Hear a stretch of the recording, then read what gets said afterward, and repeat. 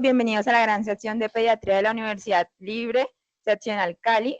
Hoy tendremos el tema trastorno del espectro autista a cargo del residente de segundo año, el doctor Ángel Sebastián García, cuyo tutor es el doctor Richard Londoño, neurólogo pediatra. Esperemos que puedan disfrutar de este espacio académico y recordemos que las preguntas serán hacia el final. Gracias.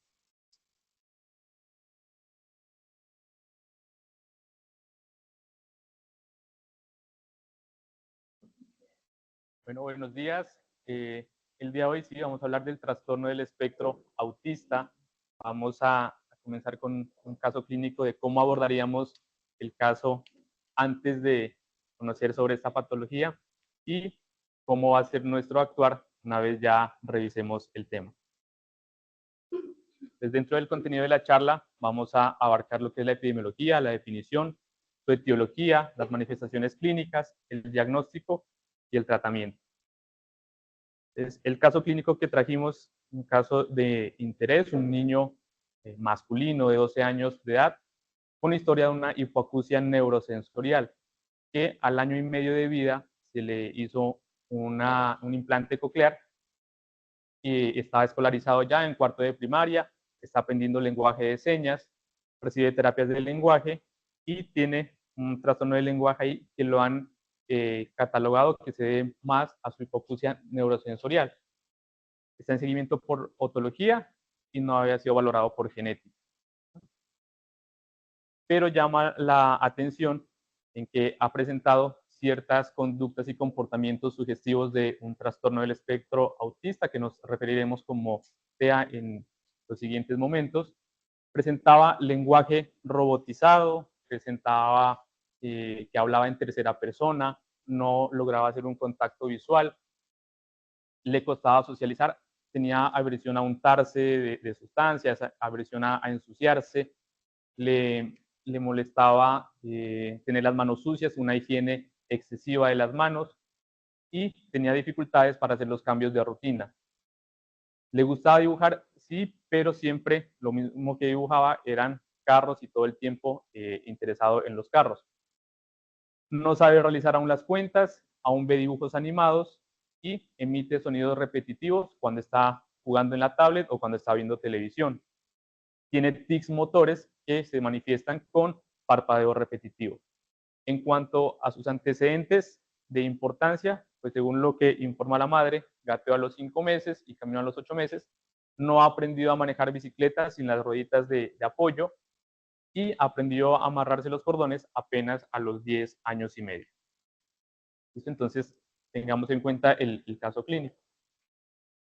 Bueno, ya hablando de la epidemiología, en Estados Unidos se ha encontrado un reporte de 1 por cada 59 niños, aproximadamente, esto representando 1.7% de la población. Y la prevalencia a nivel mundial está en un 1%. Se presenta más que todo en hombres con una relación de 4:1, pero cuando se presenta en mujeres se ha visto que hay un mayor compromiso en la parte cognitiva. Entonces, para definir el trastorno del espectro autista, pues las definiciones han ido cambiando a lo largo del tiempo, pero digamos en algún momento se pensaba incluso que era un síntoma más de la esquizofrenia. Ya para definirlo como en términos generales, va a ser esa categoría de trastornos o conjunto de síntomas que van a estar caracterizados por un deterioro en la parte social, un deterioro en la comunicación verbal y no verbal, y también comportamientos o conductas restrictivas y restringidas. El concepto ha variado, sí, con el tiempo, pero digamos que se habla por eso de trastorno porque es un continuo, porque puede variar en cuanto a la severidad, a la forma de presentación y al inicio de esta patología. Los cambios en las descripciones, por ejemplo, se ha visto desde el DSM-1 publicado en 1952 y el DSM-2 que se publicó en 1968, que lo consideraban como un síntoma más de la esquizofrenia. Ya en el DSM-3, que se publicó en 1980, se acuñó por primera vez el término de autismo infantil, y ya en el DSM-3 revisado en 1987 se hablaba de los trastornos generalizados del desarrollo, y aquí ya se cambió el término por trastorno autista, debido a que este trastorno se iba a presentar hasta la edad adulta.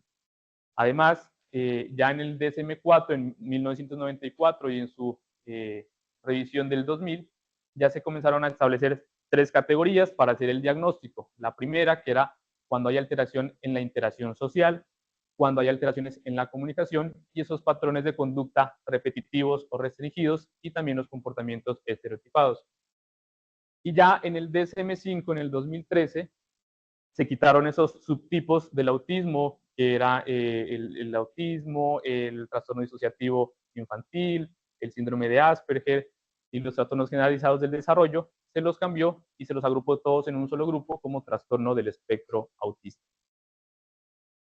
En cuanto a los factores de riesgo, hay algunos que nos han demostrado que tienen evidencia soportada, otros que tienen evidencia no concluyente y otros que definitivamente no tienen evidencia. Dentro de los factores de riesgo que sí tienen evidencia, encontramos a la hipoxia neonatal, a los hijos de madres con diabetes gestacional, el uso de ácido valproico durante la gestación, un periodo intergenésico menor a 12 meses, o menor a un año, edad materna mayor de 40 y edad paterna mayor de 50 años, y hermanos también mayores que tengan autismo, un parto pretérmino, la obesidad materna y, en cambio, la ingesta de ácido fólico durante el embarazo se ha catalogado como un factor protector. Ya factores de riesgo que tienen una evidencia que no es concluyente, tenemos la exposición a los pesticidas, también trastornos familiares autoinmunes, un parto en verano o la exposición a la polución. Y definitivamente factores que no tienen evidencia, encontramos la ruptura prematura de membranas, el trastorno hipertensivo asociado al embarazo, el tabaquismo prenatal, la cesárea, el parto asistido, las técnicas de reproducción asistida, también el trabajo de parto prolongado y la vacunación. De hecho, hay un estudio que se publicó en 1998 en Lancet que mencionaba la relación de autismo con las vacunas, pero después se dieron cuenta pues, que el médico que había publicado esto tenía algunos conflictos de interés, era un médico británico, y que, en fin, la revista tuvo que retractarse después de 10 años de esta información, demostrando pues, de que no había una asociación de autismo con las vacunas. Entonces, vamos a tener que dentro de la fisiopatología y la etiología van a haber diferentes factores que van a contribuir a la presentación del autismo, pero no hay como en sí una etiología manifiesta o una etiología relación causa-efecto.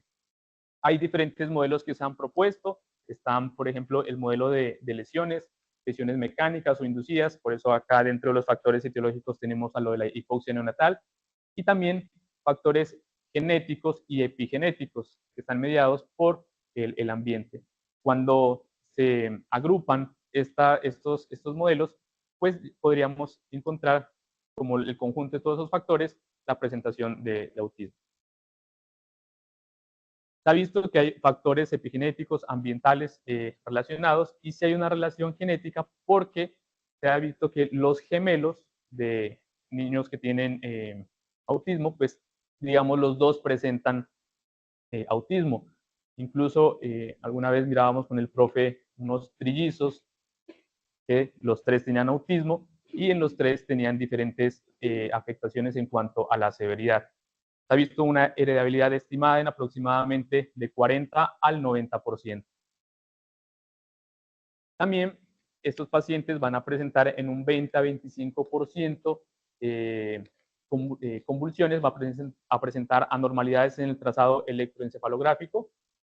Se ha visto también en algunos estudios que muestran una alteración en cuanto a las conexiones neuronales de una forma atípica y alteraciones en los neurotransmisores. Hay una mayor expresión de neurotransmisores excitadores, sobre todo se puede encontrar niveles elevados de serotonina y, por el contrario, niveles bajos de neurotransmisores inhibidores como el ácido gamma aminobutírico.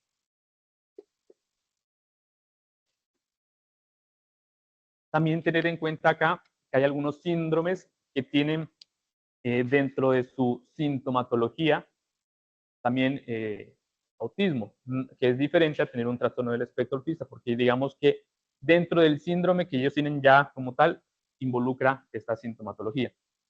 Podemos encontrar acá una neurofibromatosis, fenilcetonuria, síndrome de Charcot, distrofia muscular de Duchenne y rubela congénita.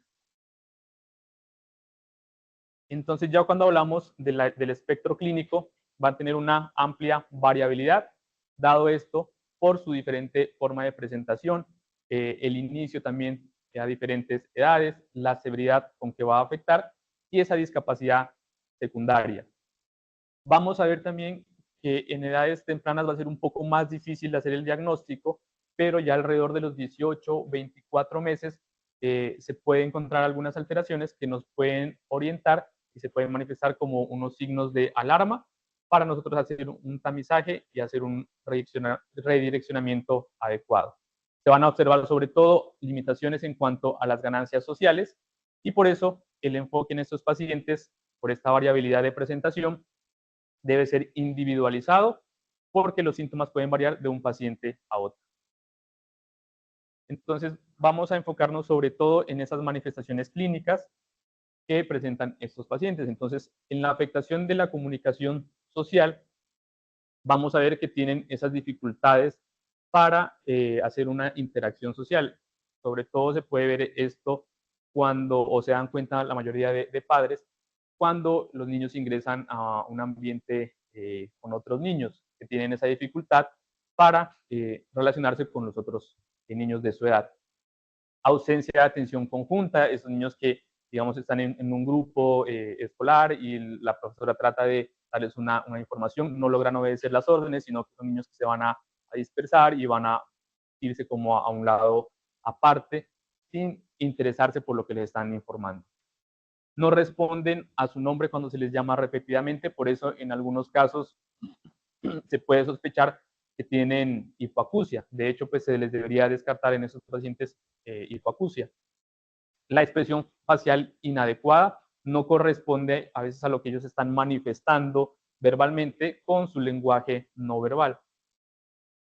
Y también una falta de conciencia en cuanto a los sentimientos de las otras personas. Entonces, hay teorías también de afectación en las neuronas espejo, por eso tienen dificultades para entender los sentimientos de otras personas. No saben si el otro niño puede estar llorando y a ellos les puede dar igual, o si está feliz, ellos también son indiferentes ante esos sentimientos de los compañeros.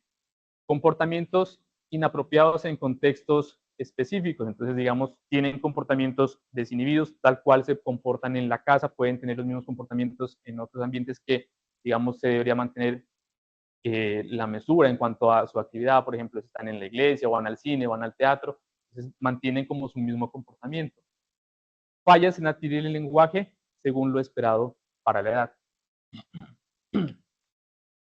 Hay un porcentaje también de pacientes que tienen déficit de la comunicación verbal y hasta un 30-50% pueden incluso llegar a nunca adquirir un lenguaje verbal a pesar de las terapias que se les estén dando.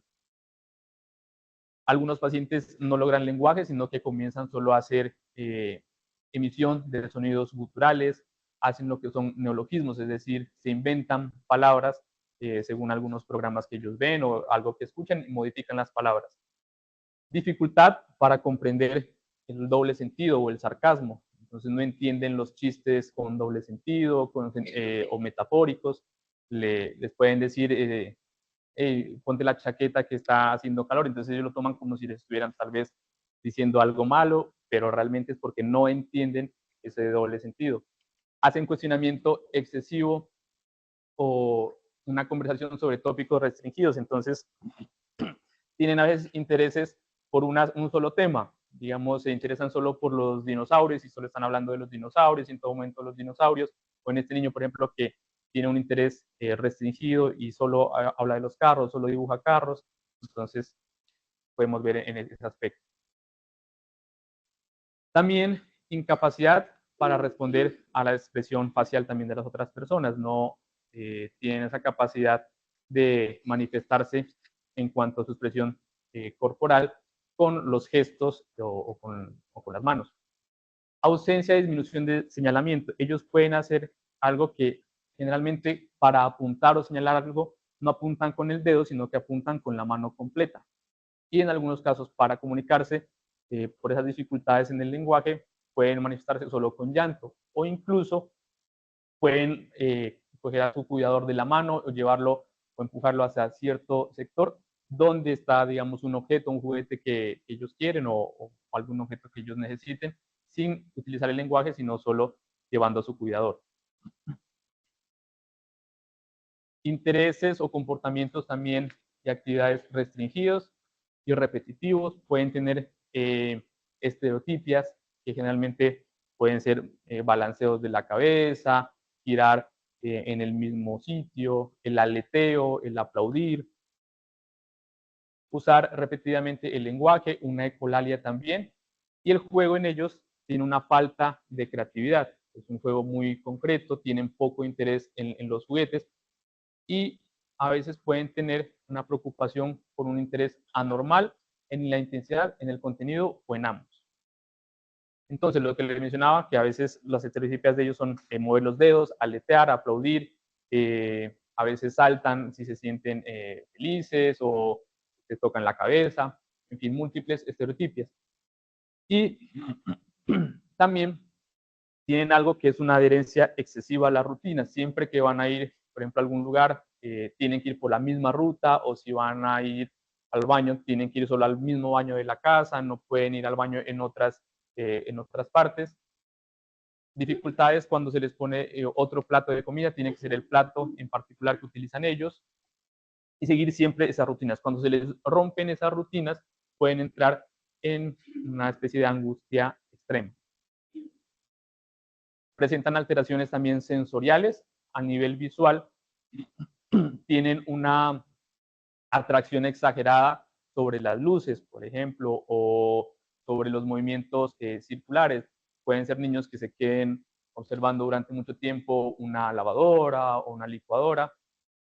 Rechazo también a los alimentos por el color, entonces, digamos, rechazan todos los alimentos de color rojo y no van a comer ningún alimento que sea de color rojo. Auditivos también no hacen caso cuando se los llama por su nombre y pueden emitir algunos sonidos repetitivos guturales. En la parte olfatoria pueden ellos intentar explorar los objetos oliéndolos, entonces les pasan un celular, lo huelen o incluso lo pueden llegar a saborear tratando de hacer una exploración oral. Y el equilibrio también en estos niños va a estar afectado, va a ser inadecuado, por eso son niños que van a tender a caerse. El juego, como lo mencionaba, es inadecuado, es un juego muy concreto, muy poco imaginativo. Siempre tratan de jugar a lo mismo y tienen dificultades para entender algunos juegos que establecen con otros niños. Por ejemplo, van a jugar fútbol y saben que tienen que patear el balón, pero no, entonces ellos lo cogen, entonces se dificulta el juego con niños de su misma edad, por eso tienden a jugar con niños de edades menores. Y algo característico en ellos es que tienden a formar los objetos en líneas rectas. Bueno, y dentro de los objetos es que pueden generar apegos por objetos que para otros niños de su edad no representan mayor interés. Pueden tener una piedra o un pedazo de tela y para ellos es su apego con ese objeto, pero realmente pues para otros niños de su edad no representaría un interés. Alteraciones en la parte del comportamiento se pueden manifestar bien sea con una pasividad extrema o que estén hiperactivos. Está desde el niño que entra al consultorio y se va a quedar quieto, hasta el niño que entra dañando todo, rayando las paredes, quebrando los objetos en el consultorio. Pueden tener incluso comportamientos de auto y heteroagresividad. Cuando se les rompen esas rutinas, pueden comenzar ellos incluso a comportarse de manera agresiva por esa ansiedad extrema que se les genera y tienen dificultades de cambiar de una actividad a otra actividad. Por eso, digamos que estos cambios de actividades deben ser un poco más premeditados por parte de los cuidadores. Dificultades en el aprendizaje, ¿no? Contrario pues a lo que se piensa de que de pronto los niños con autismo tienen un coeficiente intelectual elevado, como se observan en algunas series de de televisión, ¿no? Sí, hay algunos niños que pueden tener incluso un coeficiente intelectual alto, pero son niños que, por ejemplo, alguna vez vimos un paciente que tenía, sí, era muy inteligente, pero les gustaba todo lo que hacían los otros niños, lo que le enseñaban los profesores le parecía inútil.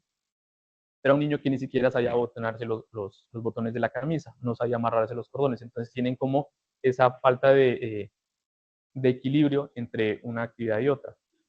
Se puede observar discapacidad cognitiva hasta en un 50%, con un coeficiente intelectual menos del 70%, y un perfil cognitivo inusual con diferencias en puntajes verbal y no verbal. En cuanto a la epilepsia, tiene un mayor riesgo de presentar epilepsia con respecto a la población en general. Los picos de presentación están en edades de los preescolares y adolescentes, afectando hasta un 28%, 29% de los pacientes. Y hasta un 10% de los pacientes pueden manifestarse en el electroencefalograma con actividad epileptiforme, así clínicamente no se evidencie que tengan convulsiones. Entonces, digamos que de acuerdo a los grupos de edad, vamos a encontrar algunas señales de alerta temprana que nos pueden orientar hacia un niño con autismo. Entonces, que a los 6 meses, por ejemplo, que un niño no logre hacer esas sonrisas con el examinador o con sus cuidadores, que a los 9 meses no responda a los sonidos compartidos con sonrisas u otras expresiones, que a los 12 meses aún no balbucee. Algo útil hacerlo, por ejemplo, estos niños a los 12 meses que no logren, que se les enseña, por ejemplo, a decir adiós, o que hagan ojitos, o que diga, manden besos. Si a estas edades uno ve que no hacen estas actividades, pues es una señal de alerta también. Que a los 16 meses no digan palabras simples como mamá, mamá, papá, que a los 24 meses no sean capaces de generar frases con 2 palabras, como mamá venga o mamá quiero esto. O también algo importante es cuando esos pacientes tienen ya adquiridas algunas habilidades en cuanto a la parte social y del lenguaje, y de un momento a otro vemos que pierden esas actividades. Entonces, si pierden estas ganancias en cuanto al lenguaje y a la parte social, también es un signo de alerta. Igual, acá más de señales de alerta que no responden al llamado. Inicialmente los papás piensan que tienen hipoacusia, que no sean capaces de señalar los objetos o que tengan dificultades para un juego imaginativo. Entonces, dentro del diagnóstico, lo principal pues, va a ser hacer un diagnóstico clínico, ¿no? No existen pruebas de laboratorio específicas para decir si un niño tiene autismo o no. El diagnóstico va a estar basado en los criterios que nos da el DSM-5 y en la forma en que nosotros podamos obtener la información, a partir de la información que obtengamos en los padres y en la observación durante la consulta. Entonces, el DSM-5 nos propone, en este caso, ya 2 dominios. Uno que es en la parte de la comunicación social y la interacción social. Y el segundo, los patrones de comportamiento restrictivos y repetitivos. Y para hacer el diagnóstico, se debe cumplir 3 síntomas del componente del dominio de comunicación social e interacción social, o 2 síntomas del componente de los comportamientos restringidos y repetitivos. Entonces, dentro del dominio de estas déficits a nivel de la comunicación social e interacción social, los criterios que vamos a evaluar son, primero, la reciprocidad socioemocional. Entonces, pacientes que tengan esa dificultad para establecer una conversación de ida y vuelta con un interlocutor. Esa dificultad para intercambiar emociones o iniciar o responder interacciones sociales. En el segundo, comportamientos comunicativos no verbales, como en este caso, por ejemplo, que no se relacionen lo que están hablando con su expresión corporal, que tengan que hablen como robot, por ejemplo, como se mencionaba en el caso clínico. Algo también, anomalías en el contacto visual, generalmente no establecen contacto visual con el examinador.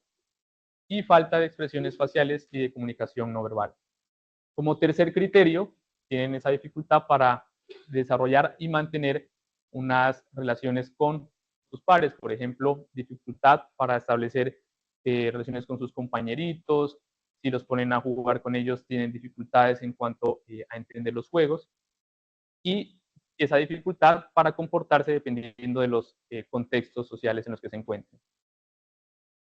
Y ya en los patrones del comportamiento de intereses o actividades restringidos y repetitivos, se debe cumplir dos de los siguientes criterios. Entonces, en la primera parte, movimientos motores. Entonces, ver acá si tienen estereotipias, como lo mencionaba, aleteo de las manos, aplaudir, giros de la cabeza. Insistencia en la uniformidad de adherencia a las rutinas. Entonces, lo que les mencionaba, que cuando se cambian de una actividad a otra, pueden presentar una angustia extrema. Intereses muy restringidos, lo que les mencionaba, sobre un tema en específico o sobre objetos en específico, generando un apego inusual por estos objetos. Y la hiper o hiporreactividad ante estímulos sensoriales. Incluso hay niños que pueden tener una aparente indiferencia al dolor, a la temperatura. Entonces, también hay que tener en cuenta esto. Siguiente. Y dependiendo de los síntomas que presente y cómo sea su afectación y el apoyo que ellos requieran, hay unos grados de severidad que se clasifican en nivel 1, nivel 2 y nivel 3, dependiendo de qué tanto apoyo requiera. Entonces, el nivel 1 es el niño que sí requiere algún apoyo para establecer una interacción y sus conductas repetitivas y restringidas pues, causan alguna limitación, pero lo hacen un poco más funcional dentro de un entorno. Ya en nivel 2 son aquellos que sí requieren un apoyo más sustancial, ya esas dificultades en la comunicación y en la parte social generan un poco más de dificultades a la hora de relacionarse.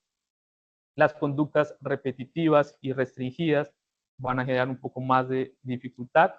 Y ya en el nivel 3 son aquellos pacientes que definitivamente tienen una escasa interacción social, una escasa comunicación social y sus conductas son tan restringidas que cualquier modificación en sus rutinas puede generar una angustia exagerada y causar una repercusión en cuanto a su adaptación en la comunidad.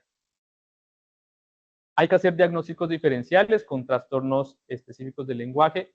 Siempre hacer un diagnóstico diferencial con hipoacusia porque se ha visto casos de niños que sí están diagnosticados falsamente con autismo, pero cuando van a ver lo que presentaban era una hipoacusia.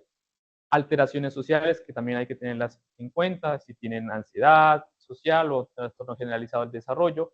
Estereotipias, aquí descartar discapacidades intelectuales y también tics o un síndrome de Tourette o un trastorno obsesivo-compulsivo.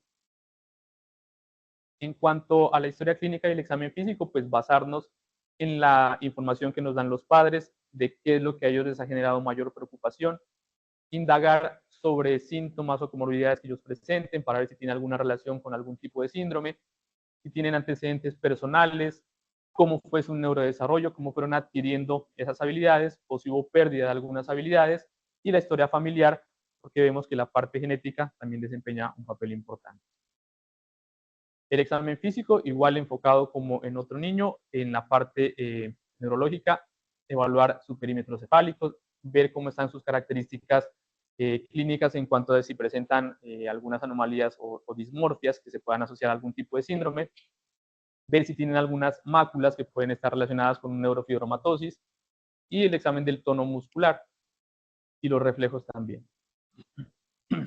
Entonces, dentro del tamizaje, de hecho, la Academia Americana de Pediatría recomienda que a todos los niños de 18 y 24 meses se les apliquen escalas estandarizadas para hacer un tamizaje de autismo.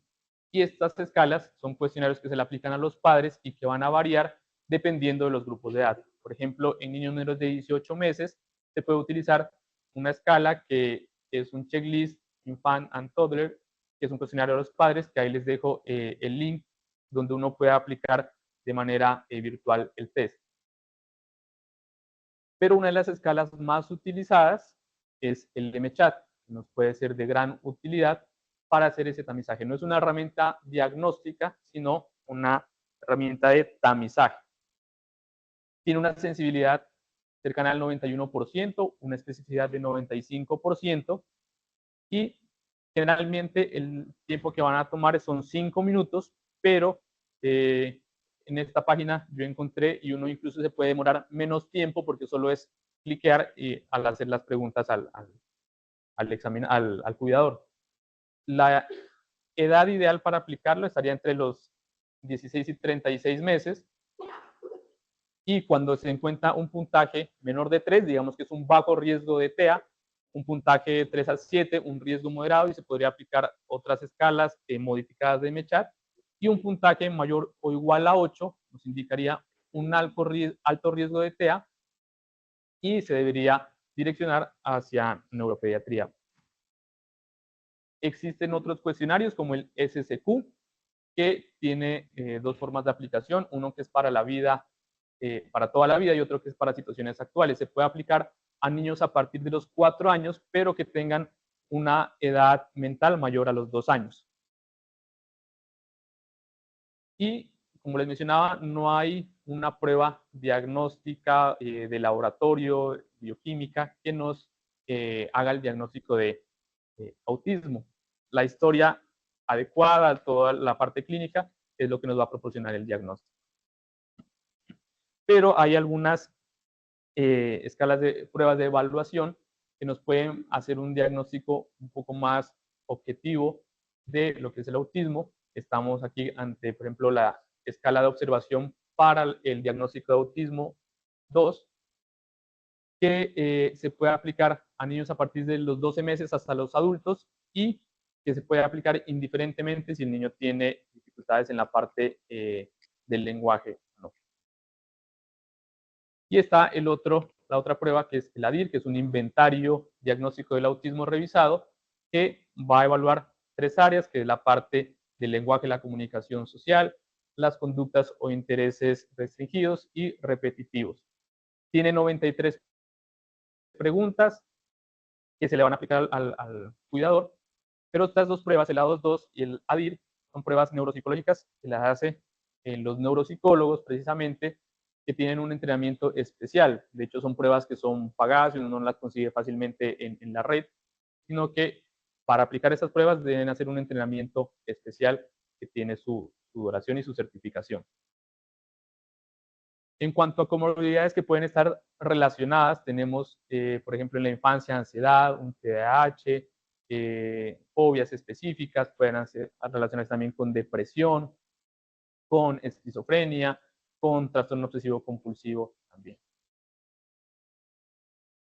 Entonces, las intervenciones pues van a estar dadas por un grupo multidisciplinario. Entonces, digamos que nuestra parte importante es hacer el tamizaje, hacer no el diagnóstico, sino el tamizaje de la sospecha para poder direccionar al paciente. El equipo puede estar conformado por el pediatra, el neuropediatra, el psiquiatra infantil, psicología y las terapeutas tanto física, ocupacional como de lenguaje. Los objetivos del tratamiento van a ir enfocados a minimizar esos déficits centrales, sobre todo pues en la parte donde ellos tienen las dificultades, que son en la comunicación social, en la comunicación verbal y en esos comportamientos restringidos y repetitivos. Lo que se busca en ellos es darles independencia, ¿no? Hay, por ejemplo, ahora algo que se les asigna, que es como el terapeuta sombra, que es una persona tercera que está siempre con ellos, pero a veces en lugar de ayudarles y generar independencia, generan tanto apego a esta persona que les va a dificultar a la hora de ellos estar solos y incluirse en la comunidad. Eliminar y minimizar o prevenir conductas problemáticas que puedan afectar con las habilidades funcionales. Digamos que este tratamiento debe ser individualizado en cada caso de los pacientes, de acuerdo a una evaluación inicial y a unos objetivos que se planteen a partir de esta evaluación. El enfoque que se da es un enfoque psicosocial, comportamental y educativo, y digamos que hay dos ramas en cuanto al enfoque que se puede aplicar en ellos, que es el enfoque del neurodesarrollo o algo que son las terapias ABA, que es lo que más se utiliza, que es el análisis conductual aplicado. Aquí lo que se busca en estos niños es como tratar de representar esos escenarios ante lo que ellos se van a ver enfrentados en la vida cotidiana, y se hace es la enseñanza de habilidades disminuyendo comportamientos desadaptativos a través de repeticiones y de reforzar las conductas adecuadas.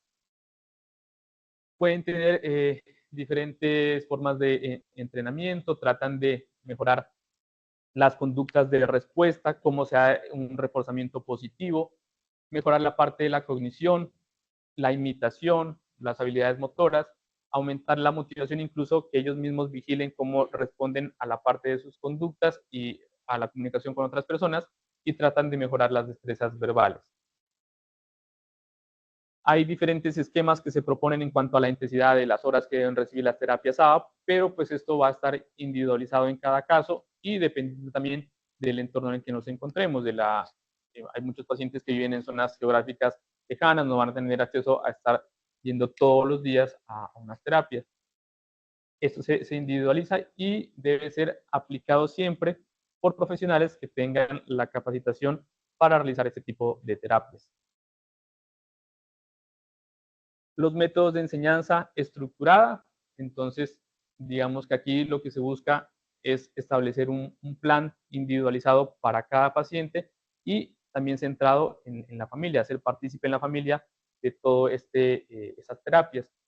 Organizar un entorno físico, tener como organizado por horarios visuales, las rutinas también que vayan adquiriendo un poco de flexibilidad y las actividades que sean visualmente estructuradas.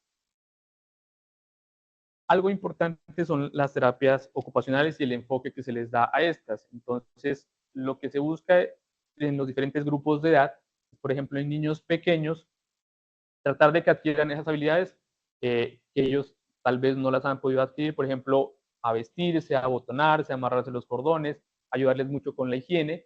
Y ya en niños más grandes está enfocado en esa terapia ocupacional hacia habilidades escolares también. Y ya en personas un poco más grandes, hacer esa transición también de la parte educativa para una inclusión a nivel laboral y adquirir una independencia en la comunidad. Las terapias de lenguaje también son importantes, pero como lo mencionaba, va a haber un porcentaje como el 30-50% de que no alcanzan un lenguaje verbal a pesar de todas las terapias que se le hagan. Terapias sensoriales, digamos que aquí se trabaja sobre todo en esa aversión que ellos pueden tener a algunos alimentos, algunas texturas, algunos colores. Y en las terapias físicas, trabajar sobre todo el equilibrio, la motricidad fina, la motricidad gruesa. Otras intervenciones que se deben hacer en estos pacientes, controlar el peso. Se ha visto que estos pacientes tienen tendencia a padecer de mayor obesidad. La salud mental, como vimos, hay que tenerle cuidado porque está relacionada con otras enfermedades como la ansiedad, la depresión, el trastorno obsesivo compulsivo. Y la salud oral también hay que hacer énfasis en esto porque pues, si para un niño que no tiene autismo es difícil ir al odontólogo porque le tienen miedo a la presa, peor en un niño que tiene autismo, que tiene a veces miedo a los sonidos fuertes o a que tengan contacto con él. Entonces pueden tener dificultades en la higiene oral.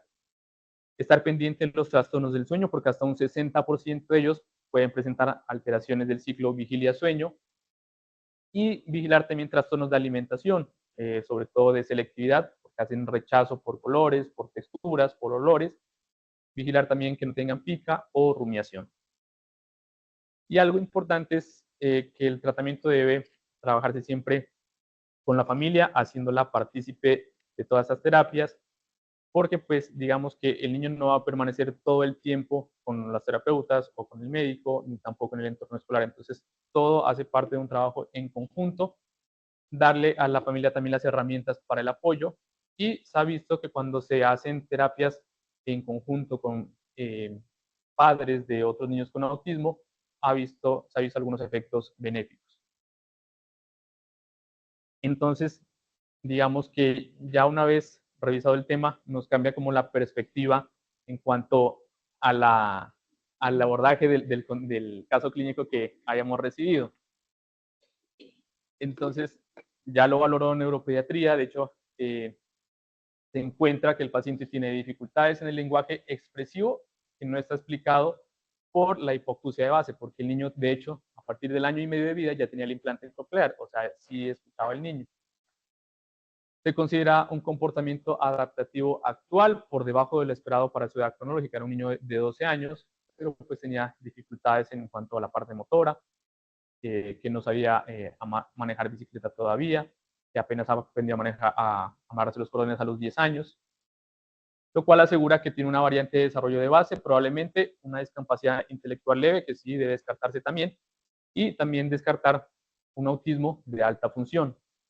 Se le aplicó a ese niño un MCHAT que dio mayor a 8, por lo cual se enviaron unas pruebas confirmatorias con A22 y ADIR y la evaluación del coeficiente intelectual, y hacer un seguimiento y traer un informe del colegio a ver cómo había sido su adaptación, porque también se manda en ellos que se establezcan unos pensum diferentes, que es el PIAR, que si no estoy mal es la resolución 1421 del 2017, en la cual se menciona que debe modificarse el pensum para las poblaciones de acuerdo a sus capacidades. Y eso sería todo. Muchas gracias.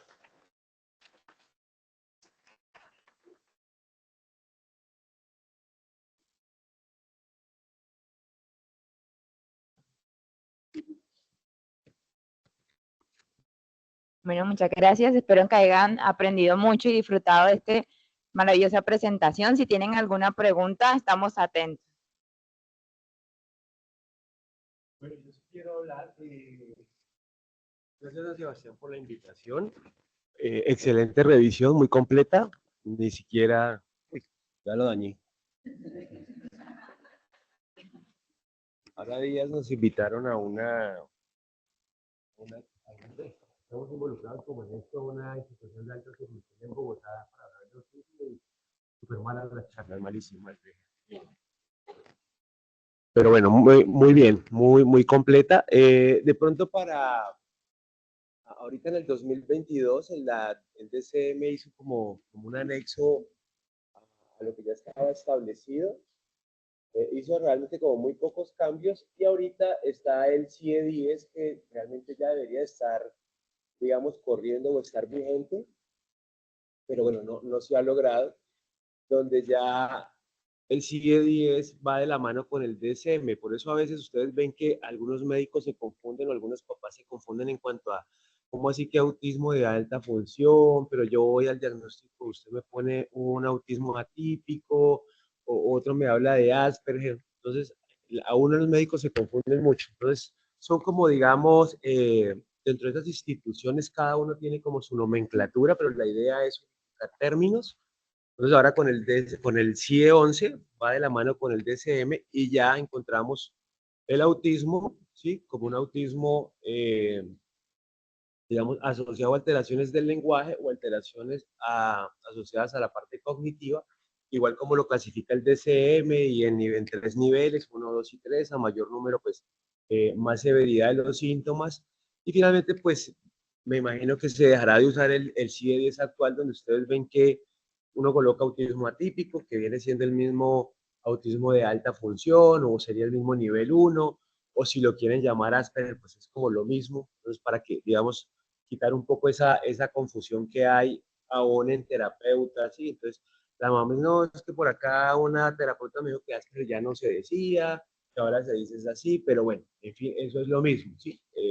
Es como en Cali, la avenida Roosevelt siempre será la avenida Roosevelt, llegará un alcalde que le pone esta ya no es la avenida, pero siempre será. Entonces, a pesar de que cambien los nombres, ahí van a estar, ¿sí?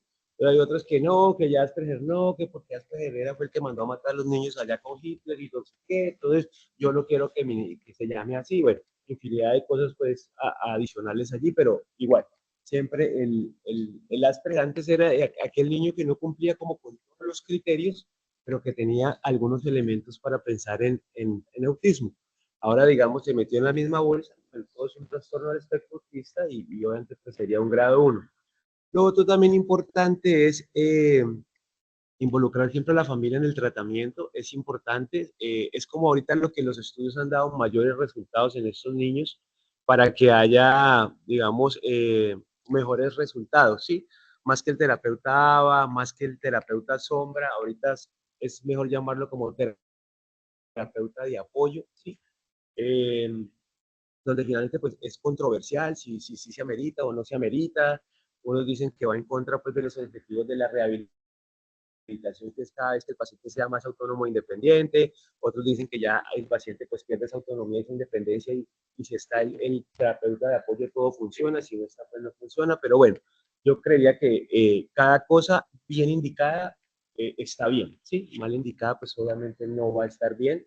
Y lo otro era siempre, digamos, ahorita vemos, antes el autismo era 1 en 1000, ahora es 1 en 37, 1 en 40, pues ahí vamos, ¿sí? O sea que se ha aumentado su incidencia. Entonces, siempre la idea es que vean, si ven un niño con alteraciones del lenguaje, siempre tratar de sospecharlo. Ahora, no todo niño con alteración del lenguaje es autista, estamos en este momento, ¿sí?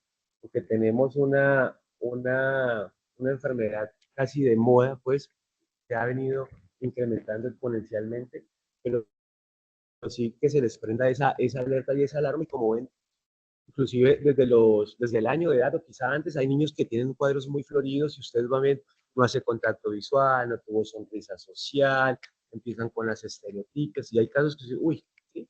Ahora, tampoco las estereotipias son autismo, como actualmente el pediatra lo ve y tiene estereotipias, vaya con el neurólogo que tiene autismo. No, hay niños desde la normalidad de su desarrollo que pueden hacer estereotipias en ese desarrollo hasta finalmente pues el autismo, y eso hay que explicarle al papá, ¿sí? Tratar de dejarlo de alguna manera tranquilo, pero sí hay que hacerle un seguimiento a ese niño. Entonces, también se ve mucho, sobre todo desde la neuropsicología, que el autismo no se puede hacer hasta cierta edad, 4, 5, ahí nos llevan estos días que hasta los 7 no se podía hacer, pero finalmente eso se ha desvirtuado y se puede hacer desde tan temprano como desde los 16 meses o un año, siempre y cuando pues hayan y cumpla con los criterios, ¿listo? Hay muchas cosas allí que pueden estar como diagnósticos diferenciales, Sebastián las habló, pero bueno, la idea es como hacer un seguimiento juicioso porque el diagnóstico es clínico. No se dejen guiar muchas veces de las pruebas neuropsicológicas, aunque son necesarias, pero son complementarias a su juicio clínico. ¿Listo? Pero si ustedes no tienen un juicio clínico y el paciente no tiene, llega uno con la... Ustedes han visto en la consulta. Primero uno hace la historia, una historia juiciosa con el desarrollo, cómo ha sido, la mamá que le cuente. Si la mamá, digamos, es mala informante, pues pedir como informes de las terapeutas, pedir un informe del colegio, y ustedes hacerse un juicio clínico en su cabeza y luego ir a mirar y complementar con las pruebas. Porque hay pruebas que salen niños con autismo no siendo autismo, ¿sí? O niños sin autismo siendo autismo. Entonces, lo más importante es como el juicio clínico, que finalmente cómo se comporta el niño en ese desarrollo, pues es el que va a dar el diagnóstico como tal. ¿Listo? No pude. Muchas gracias, Doc.